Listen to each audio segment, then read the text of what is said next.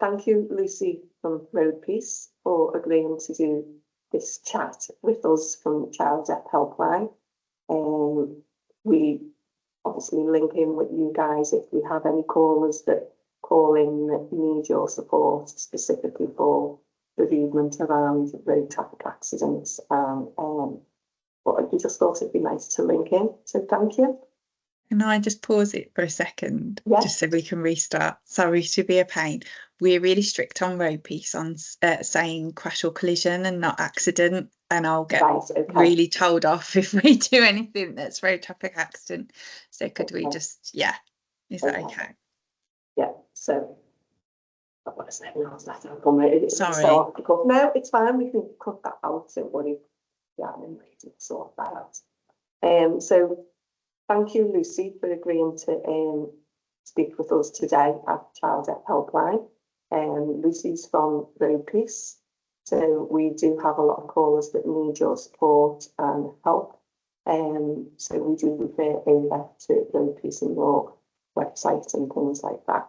So thank you for doing this. No, thank you for having us. We really welcome the opportunity to talk to you. So how long have you been involved with RoadPeace? So I got involved with RoadPeace about 9 years ago now. So my brother was killed in a road traffic collision 10 years ago. He was a pedestrian and he was hit by a speeding driver who left the scene.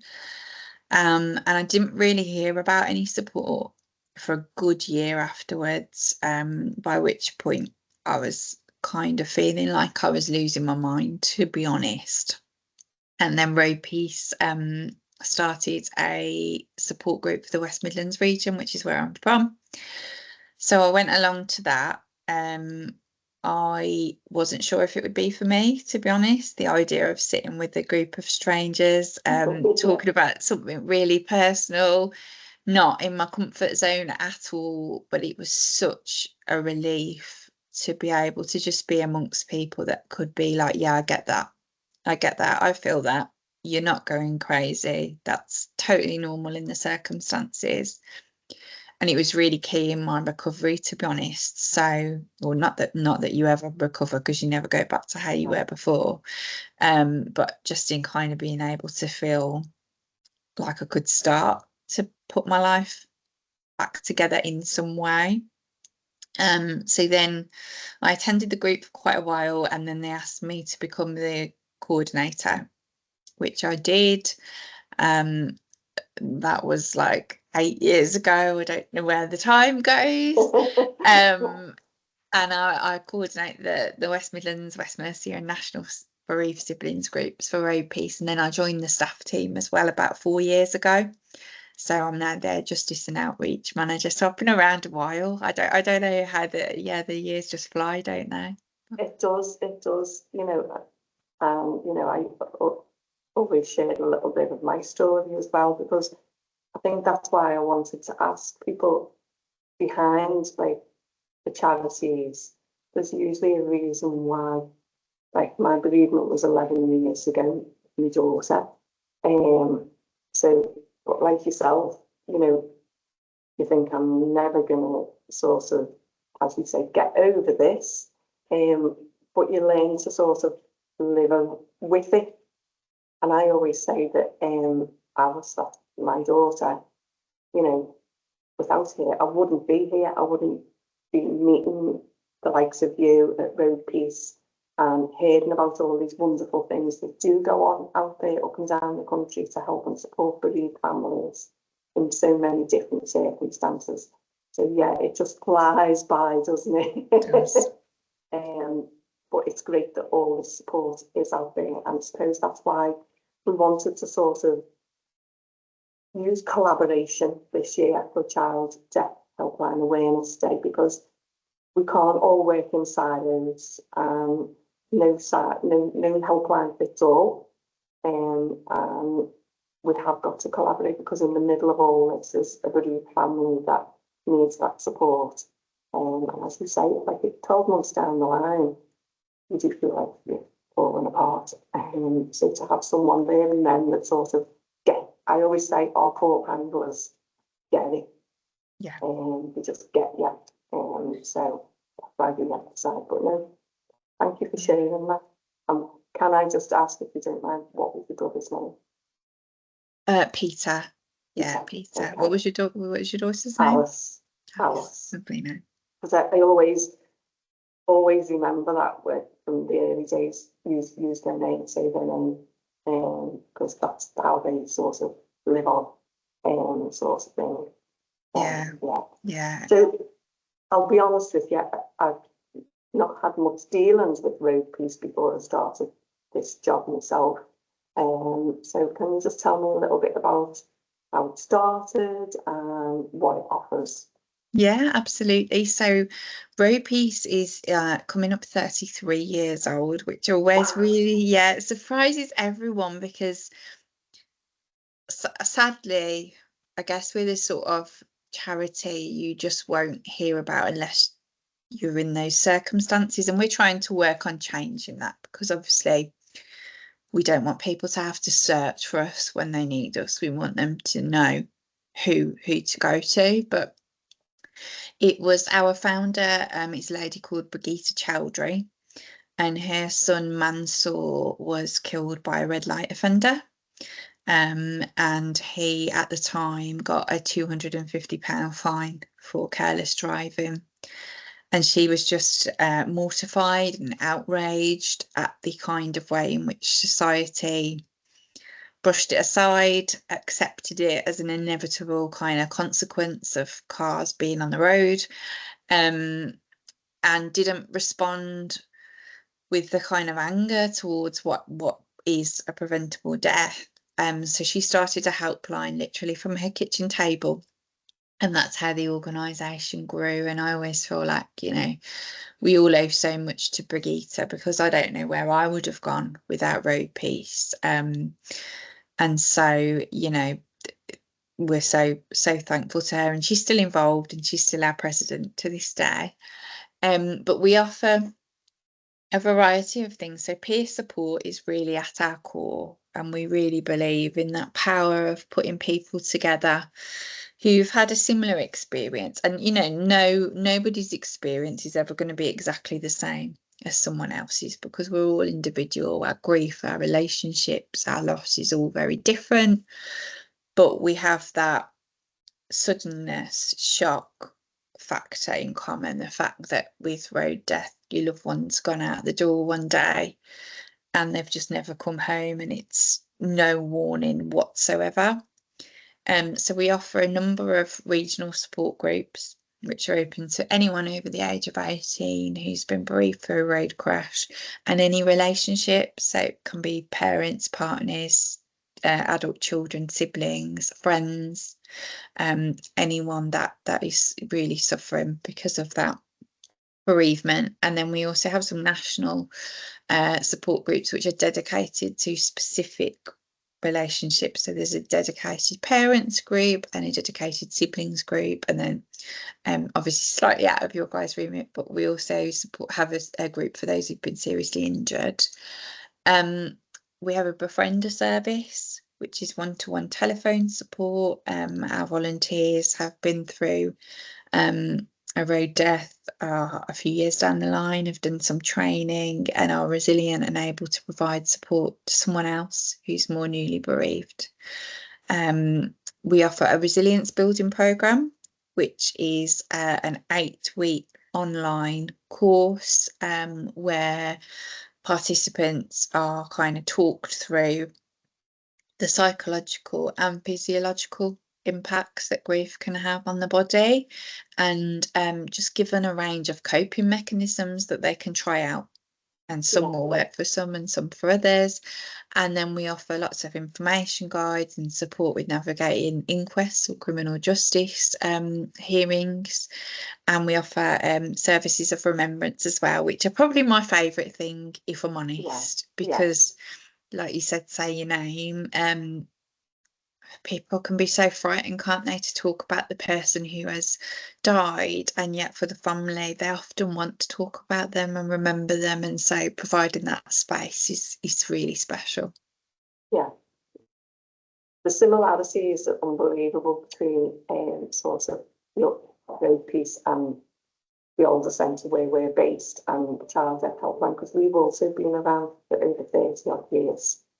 But again, a lot of people are shocked by that and they go, oh my gosh, really. But like you say, you only know about it when you become part of it, unfortunately. And we also want to sort of be that first port of call that for the Child Death Helpline is what we would like, that up and down the country, every bereaved parent is given our leaflet, and then that they can ring us up on that evening when we have had it happen, whether it was the evening after they come away from hospital or whatever circumstances it is, and they've rung us, and we've been able to signpost them to other charities that will fit their actual grief bereavement more so, do you get what I mean? So around with befriending and things like that, just a bit of peer support.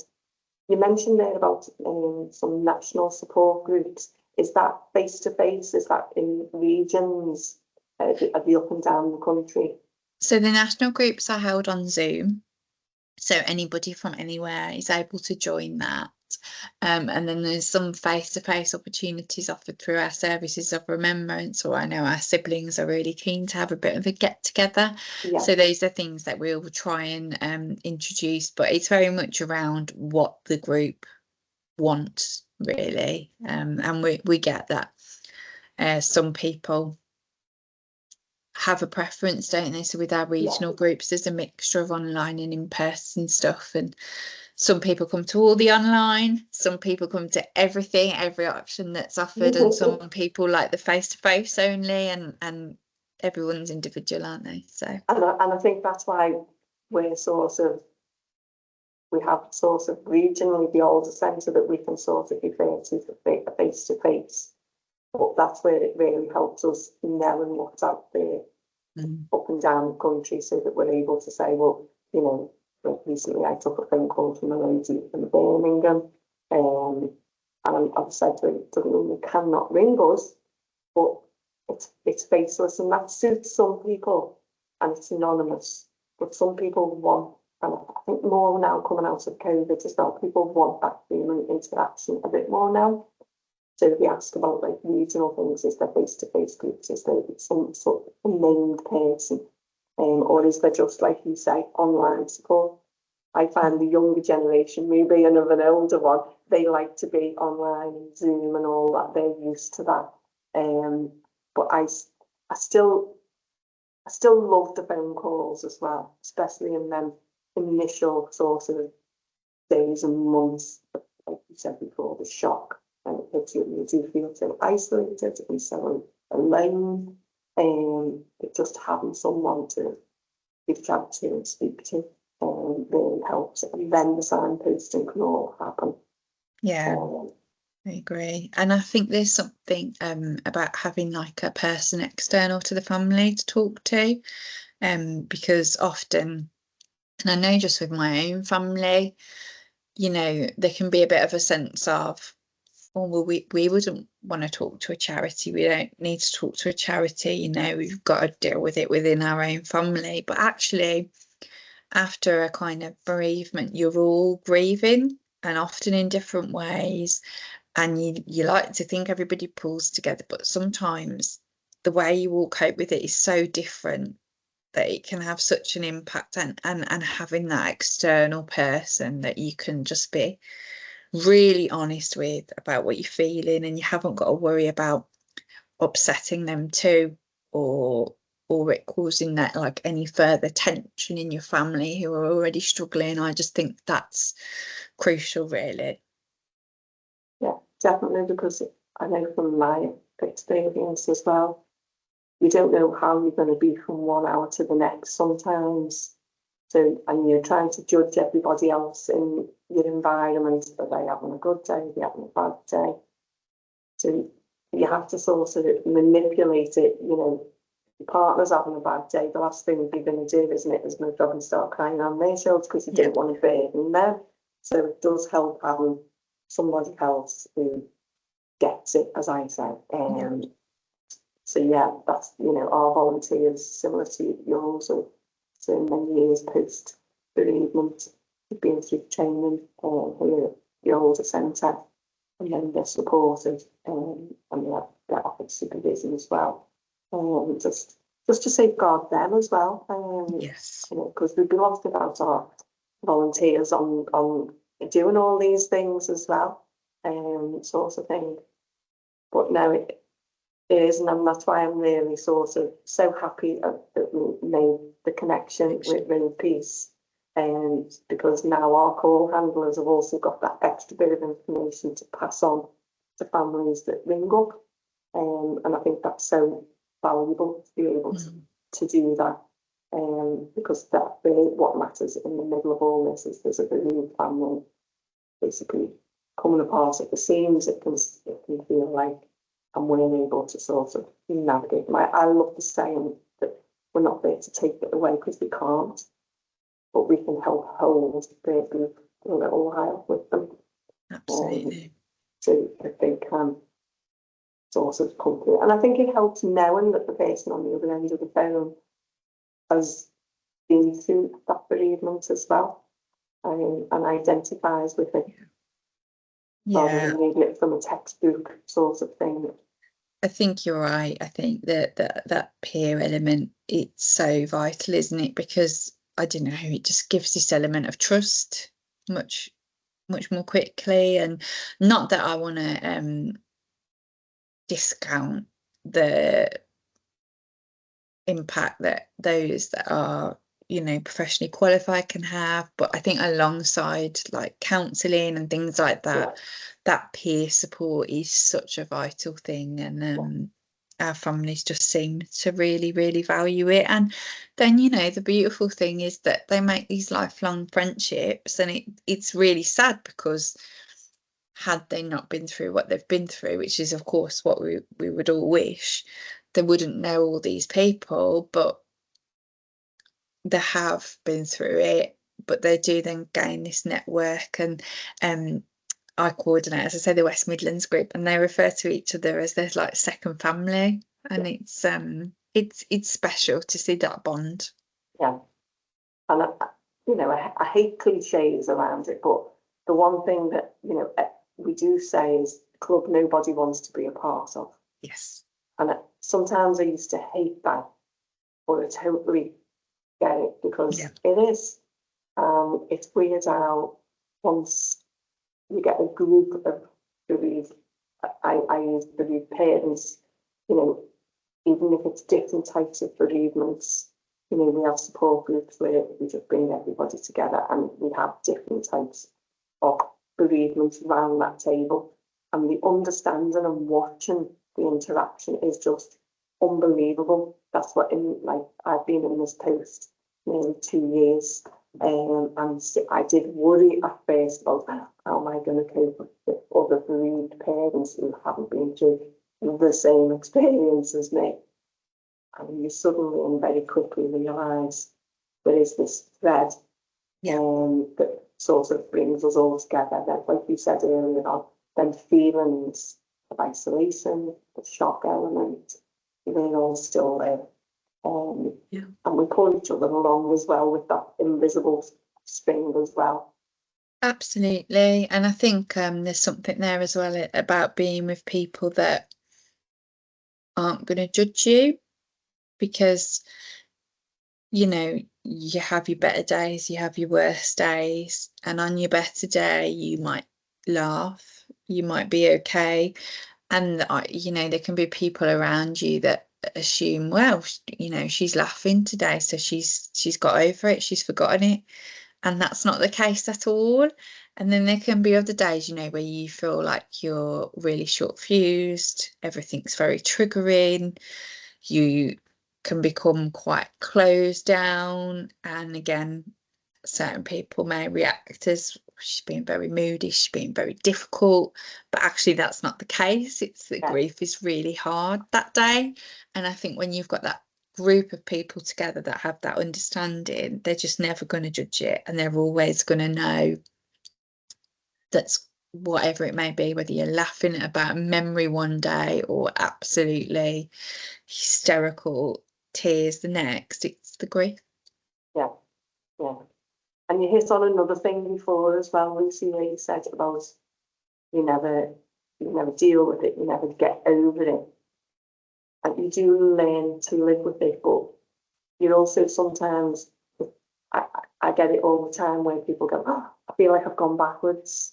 And it's not that you've gone backwards, it's just hitting a rough patch. And I always say, but as time goes on, you learn how to recognise them rough patches and how to navigate it a little bit better. With a little bit of support, because you've already started to set up your support people and your support strategies. So a good one for me is I like you as well. I love what I do. With people who haven't been through it, oh, it must be so hard. It's so rewarding, and the reward of it totally outweighs the hard thing of it, because I go home and I go, right, I know we helped that and that person today. When they're only, and we have people who come back as well, and we have calls that come through on the helpline that go, I used to ring up, but I'm going through a rough patch. That's fine, yeah, that's what we're there for. Yeah, really, really agree. And it's not linear, is it? Like, there's this misconception that it's a straight line, it's a set of, set process, and you follow one step to the next, and it's not like that. It's all over the place, and it doesn't mean that you're going backwards or you're failing or you're not coping. It's just that it's ups and downs and twists and turns. And I mean, the same sort of thing at RoadPeace, we don't have any kind of like time limits. So we have people that come to every group forever and ever, because they go from needing the support to giving the support back. We have other people that choose to drop in and out when they need it, and they might not come to something for a couple of years, and then suddenly we see them again, and I've just hit a bit of a patch, something's happened, something's brought something up, or I suddenly feel like I've got to face an element of this, and yeah, it's just, people are so hard on themselves in grief as well. I find, like, I speak to family after family, and they'll be like, I don't know why I'm not doing better. I don't know why I'm not just able to get myself up and out, back to work, and why I don't want to go out with my friends, and why. And you have to say, like, you're going through something massive, like, give yourself some kindness. You can't just, it's not the sort of thing that you just bounce back from. And I think the more we talk about it, there is this breaking the taboo about death in general, not just child death or, but death in general. And it is good that we're able to sort of talk about it and get the message out there that there's, there's RoadPeace, there's For Lewis, there's the Samaritans, there's us, the Child Death Helpline. There is all these things out there. It's just letting people know that it's out there and it's okay to access them. That's what they're there for. And I think that's why sort of our thing is, why we do quite a lot of signposting on the helpline is because we know it is such a big remit. And we even have people, ringing up who have had, a child who they've been caring for long term. And then, their benefits are stopped if that child passes away. And there's the financial implications of things.